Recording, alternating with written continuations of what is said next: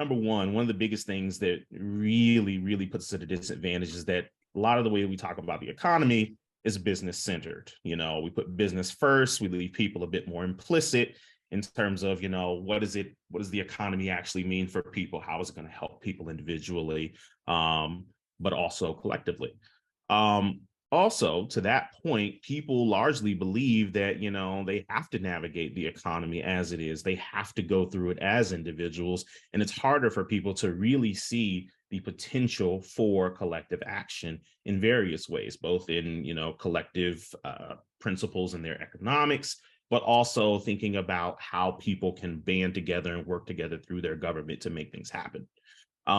Again, progressives often engage with a story of struggle, which leads to problems in different ways. Many people feel, maybe they feel like the story is true, but then, a lot of people come away with this, well, what do I do about it? Like that's, you're talking about some big players here that we're dealing with. Like this is just the way things are.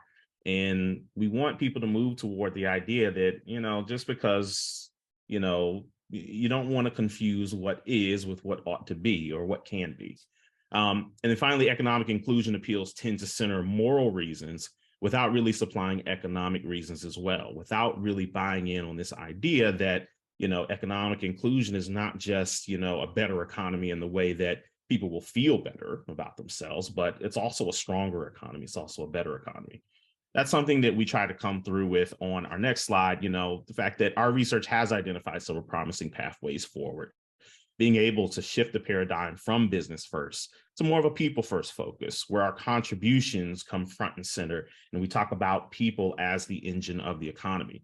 Also presenting an inclusive economy as a stronger economy, making a very clear and explicit reference to race and gender and the various identities that we all hold and how we bring those things together to, contribute in different ways to build a stronger economy. Thinking about inclusion as an economic tailwind instead of a headwind.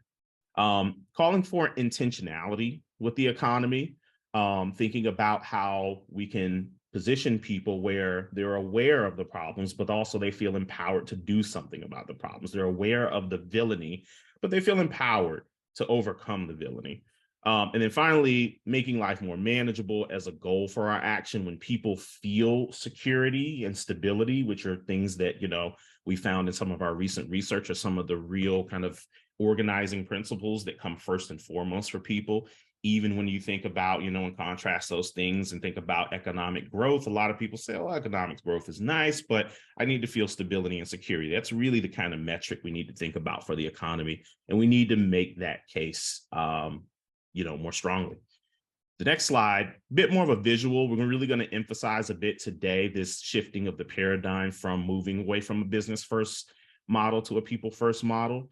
The key part of that to really think about is, again, thinking about what is the engine of the economy. It's not just, just having a slogan out there. It's really about what kind of energy are you trying to put forward?